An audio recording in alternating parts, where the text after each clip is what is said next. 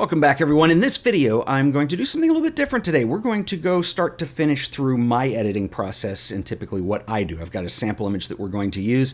I want to talk about this concept called pre-visualization. So typically when people edit images, there's two approaches that you could take. Some people like to go into an editor and just start moving sliders around using their eyes and what they think looks good and experiment essentially to get to a final edit. Now, there's nothing wrong with that. It's a great way to learn if you're new to software, but I kind of prefer to take a different approach because that's not a really good way to maintain a level of consistency or even work under tight deadlines. It's much better to understand how to look at an image, know what it is that you're going to get in the end. And actually, I argue that we need to talk about pre-visualization because this is a step that happens even before that. So I'm actually working in Capture One today. Capture One were awesome enough to sponsor this video, and I've got a special surprise. I have 2 licenses to give away, absolutely free. If you want to check out Capture One and get a free license, I just need your email address. So I will put a link below. I'll choose 2 people at random next week, let's say Wednesday-ish. Wednesday sounds good. And anyway, so enter your name if you are interested in that. But I want to talk about pre-visualization. This is something that's very important. Now, Ansel Adams used to talk about pre-visualization a lot. If you're not familiar with Ansel Adams, he had a really specific method that he worked with film in a darkroom to get the big prints that he used to make. So that's really cool, and that actually, I would argue, is still important to consider today. So even though we're dealing with digital photography, pre-visualization is still important. And what this means is it's when you're about to take the picture, you need to have kind of a general idea in your mind, at least in the back of your mind, of how this is going to look in the end. The reason it's important to do at the point of capture is this will influence how quickly, how easily you're able to edit this, what you're going for. It also influences the settings you might have on the camera. The image that I'm using today is a really good example of that. Now, this isn't easy to do all the time, particularly if you shoot street photography, you do candid work, events, that kind of thing. But I would even argue when you're just looking at the lighting that you're in, how that's going to translate into a final image is really important. Is it going to be color? Is it going to be black and white? If it is going to be color, what are you going for on that? And so these things are going to inform not only how you take the picture, but also how you edit. So we're talking about the editing side, but I am going to tell you the story behind this image. This picture I actually made in New York City a few years ago. And if you've ever been in any major city like this one, at night, you're going to notice in a downtown area where there's a lot of lights, they're going to reflect off of clouds. Now, what was special to me about this particular scene is that the clouds were not complete overcast. There were a lot of holes in them, and I could see them moving. So what I wanted to do was capture an image of the skyline, but I wanted those clouds to blur out. So this informed what I was going to do with the picture. I knew I needed to have a long exposure. I had a 28mm lens. In fact, it was this very lens, which is one of my favorites. This is actually a Nikon. This is the AFS Nikkor 28mm f1.4e lens. Highly recommended if you are interested. I actually shockingly did not shoot this on a Nikon camera. I mounted it to one of my Sonys with an adapter, but that's what I had, and I was able to get this image. So the exposure is actually about 13 seconds long. It was long enough to get those clouds to blur. This is hard to do if you have wind or trees in an image because they're going to blur too, but for a cityscape like this, it's absolutely perfect. So f5.6, 13 seconds, ISO was at 100, so I knew that I would have a lot of information in a raw file to work with if I needed to bring out shadow detail and so on and so forth. So what I want to do is actually run through exactly my approach to bringing this image into Capture One and how I got this look in the end. So as I mentioned earlier, this version is already edited. So what we're going to do is actually start from the beginning. Now, what you're seeing here is the final, and this is kind of how I envision this being. I want it to be something that I could print fairly large. And to do that, what I wanted was to have a great deal of detail down here in the city part, and then the clouds could blur out. So point of focus was in here. So what we're going to do is actually start over so you can see what this image looked like coming out of the camera, because there are actually some problems with it and things that I just couldn't get in the initial exposure. If you're into Capture One, over here on the right hand side, you're going to see the thumbnails. What I'm going to do is right click on this thumbnail, and the second little area down, it says new variant or clone variant. Now, a variant is going to be a new version of this image. It doesn't actually duplicate the file, it just duplicates the settings, and you can clone it if we're going to use this as a starting point. I do not want to. I'm going to show you guys how I did this. So what we're going to do is say new variant, and it will come in as the image was originally taken. Now, there are some problems with this image, and I'm going to show you what we're going to do to fix those. But again, this is what I was mentioning earlier. It's really important to, one, learn how to pre-visualize things. But I think from an editing standpoint, what you need to do is be able to look at the image, determine what it needs. So then I have point A and I need to get to point B. How do you do that in as few steps as possible? And then you're going to just get a much cleaner image in the end. So just in looking at this image, you can tell, one, the white balance is super muddy. Everything looks brown. This is not the look that I want. I want to bring out those skies more. We've got a lot of dark shadows in here, so exposure, contrast are going to be really important, as well as white balance. The other thing is we're going to talk about keystoning, because truth be known, I did not have a tripod when I shot this, so I had to kind of improvise and wing it. The camera would not sit quite level, and I knew I would have to do this in post. And another thing that you're going to see in here, what I'm going to do is crank the exposure way up a second so you can see this. Now this is washed out, not what I'm looking at, but you can see that over here I had a little reflection in the window of a light that was out. I got it as dark as I could. I did not pick that up on the back of the camera. Had I done that, I would have retaken this and tried a couple different things, but it is what it is. I'm going to show you how to fix it, because Capture One actually has some healing tools that make this pretty effortless, actually. So let's go ahead and reset this image from the exposure standpoint, and let's go ahead and dial that in. Now, one thing I can do, which I talked about in the last video where I was talking about new features in Capture One, is this ability to do speed edit. And so if I hold down the letter Q on the keyboard, as long as I hold that down, you can see at the bottom of the screen here, it turns into my exposure settings, so I can just kind of click and drag anywhere in the image to bring that up or down. So what I'm going to do is bring that up till visually I think it's about right, which is probably right around in here. Let's see, that looks pretty good. And then what I'm going to do is I am going to bring up my contrast a little bit, which is the letter W. So same idea, we're doing speed edit. I hold down the letter W on the keyboard, it turns into contrast. You can also do these from the exposure tab over here, but I want it to be quick, so that's why I'm using these. So I'm going to bring my contrast up till that starts looking about right. Let's bring up a little more. Okay, looks pretty decent, but you can actually looks really good. White balance is still off, but you can see though that we're losing highlights in here, so that's going to be a problem. So what I'm going to do is just bring back the highlight slider on dynamic range here. In fact, we're going to bring that down pretty far. There we go. So if I double click to bring it in, wait till to render, there we go. Looks pretty good. So I'm happy with that. We do need to fix the white balance though. I can also do that using speed edit. So the letter 1 is going to be my Kelvin slider. So what I'm going to do is I'm going to bring that, let's go this way, let's cool it down till it looks just about right, probably a little more. The other thing is I want those clouds maybe to have a little more color in them, and one thing I know I can do is I could probably do that with another layer. So really what I'm doing is I'm adjusting the white balance now for the skyline down here. The tent looks okay. I'm going to leave that where it is. So the next thing I want to do, because it's driving me nuts, is we are going to work with keystoning. So what does keystoning mean? Well, the problem that I have with this image is perspective. So when you look at where we are right now, the problem I'm having is the buildings look like they're falling away from us. And the reason is because, like I said, I did not have a tripod, so I just did the best I could getting the picture in there, knowing I would have to deal with it later. This is not ideal. You want to use a tripod, particularly with even a 28mm lens. You're just going to get enough distortion if it's not level. And so it looks like the buildings are falling back. Well, Capture One has a tool just for this that makes it really easy to do. It's the Keystone tool. So what you want to do, go up to the top of the screen and you're going to see the Keystone here. It's these two lines. We do have options for this. If I click and hold the little arrow, we have vertical, horizontal, and then we also have a 4-line keystone. I'm just using the vertical here. The others are very useful if you want to go in a vertical direction, or if you're really trying to line something up straight, like let's say you took a picture of a wall of images in a gallery and everything needs to be exactly perfectly straight, you would use the 4-line for that. But this is just a 2-line, so you're going to see there's a line on the left. I've got 2 circles. When I move these around, it's how I make the line move, essentially. So what I want to do is I want to match this with you want to go kind of for the outer edges if you can. We're going to be eyeballing here because I don't have anything that's real definitive other than just these buildings down here. So let's grab the one on the right, and I am going to match this up here with the side of this kind of darker building here because I can kind of visualize a harder edge here. You don't have to be 100% perfect, but I would go for angles that are closer to the sides of your image because I think you're going to get more evenness throughout. So I'm going to pick this one here. Let's go ahead and line up with the side of this building. I'm just going to kind of visually get that. It doesn't have to be absolutely perfect. When we're ready, you're going to see there's a button in the middle of the screen that says apply. And when I apply this, watch what happens. It straightens my buildings out for one, and it also does some cropping. So you can see on the outside of the crop here what it did to that image overall. It really did some moving. Again, this is not ideal, especially in an image where you want to retain an enormous amount of detail. As soon as you start stretching and resizing, you're going to risk losing some of that.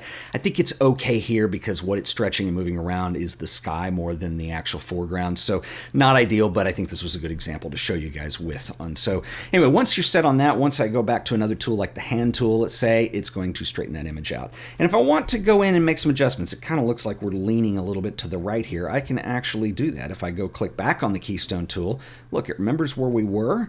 And so what I'm going to do is I'm going to bring this one out just a little bit. Let's apply and see what that does. And that looks pretty good. I'll go with that. Okay, we're ready to move on. Next thing I want to do here is use the healing brush and let's fix some of the reflections that are in the window. We're really lucky here. This is not going to be difficult to do because you can see where this light and kind of part of the wall is. This is all part of the kind of this cloud wash that's blurry. And so this is actually a pretty easy thing to deal with, and it drives me nuts, but I want to point this out, is that I have sensor dust, if you can see it right here smack dab in the middle. So let's go ahead and fix these now. So what you want to do here is if you go over to, I'm on the exposure tab right now, but you can see here, our first box after our histogram here is the layers palette. And so I can pull this out actually, and we can work with it from here. What I'm going to do here is you can see that I do have the little healing brush as well as the clone stamp down here.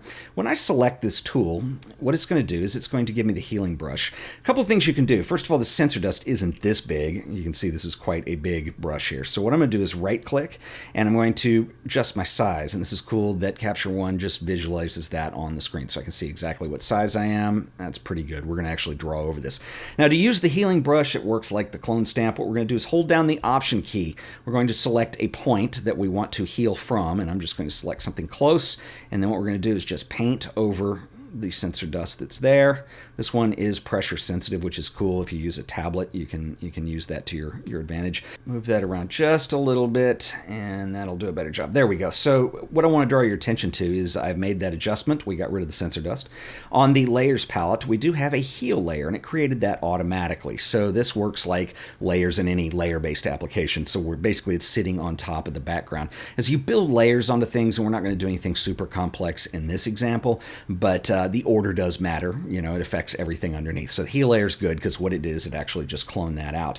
So what I'm going to do here is we're going to zoom back out, and I want to tackle the lamp here. So this is actually not that difficult. So what we're going to do is go back to the healing tool, and this can be on the same layer. I'm just going to let it auto do its thing. But what I want to do in this case, rather than do a small brush, is we're going to go in and do a fairly large brush, because I want to do some broad strokes just to get rid of this. That may be a little too big. Let's bring it down. That's good. So what I'm going to do is just Option click on this cloud up here. And first thing I'm going to do is grab this and just paint this light out. I don't want it there anymore. We'll go ahead and get the wall part of this too. And it's going to do a bunch of math behind the scenes. And like I said, this one is not too bad. We created a second problem here, but let's see if we can fix that. This is blurry sky, so it just kind of washes out in the end. But let's go ahead and right click. I'm going to bring this down just a little bit, and we're going to click right over here for our sample, and then I'm going to go ahead and bring this out and bring this out. So there we go. I have more or less fixed the reflection problem. I would actually spend a little bit more time on this. It's still popping out a little bit, but I'm going to do a couple things to my sky. First of all, I'm going to go ahead and darken that edge a little bit, so one, it's a little less noticeable, but I also want a little more of a tone shift in what the sky is doing. And the other thing I want to do is I want to actually tweak the white balance in the sky. So there's actually two different steps we're going to do, but it's the same tool. It's super easy. So what you're going to do is we're going to go back to our layers palette here, and I'm going to create a new layer. This is going to be a new adjustment layer, and you probably should label this. We'll call this Sky Grad 1, because we're going to use a gradient tool to do this. So the Sky Grad 1, what I'm going to do is I am going to grab the gradient tool here at the top, And what we're going to do is draw a gradient. Now, the easiest way to do this and keep it straight is hold down the shift key, and it will draw it perfectly up and down. And you're going to see that it kind of turns red, and that's showing you where the mask is. It's the same concept we looked at a second ago when we were using the healing brush. So what I'm going to do here is wait for that to disappear. We're going to go over to the exposure tab, and I'm just going to bring the exposure down a little bit so you can see that how that affects the sky. Looks pretty good. It will also affect the white balance in the sky. So if I want to bring this out and make it more orange, a little bit goes a long way, boys and girls. This is something you can overdo really quickly because it is kind of an orange look. But I think right about, oops, I just messed it up. My Wacom is freaking out on me today. Okay, it looks good there. We'll leave it there for now. You can also control the tint, but that looks not too bad. I'm going to bring the exposure down just a little bit because I just want to darken that a hair. That's starting to look really good. Let's do a quick before and after so we can see exactly where we started. I'm going to click the before after button. That's what it looked like when we brought it in, minus the keystone. Obviously, it doesn't revert back to that, but it's a brown washed out image, and now I have something that is a little more dynamic, a little more vibrant, a little brighter. I'm very happy with that. I'm going to do one more adjustment layer because I mentioned I wanted that tonality to kind of shift in here. So let's do one more, and I will call this Sky Left. So I'm going to do it on the left-hand side of the image. Again, super simple. Grab the gradient tool. I will not hold shift down this time because I want to bring it out here. And I want this to fade a little earlier. It doesn't have to be quite that extreme. And I'm just going to bring the exposure down just a little bit on this right side.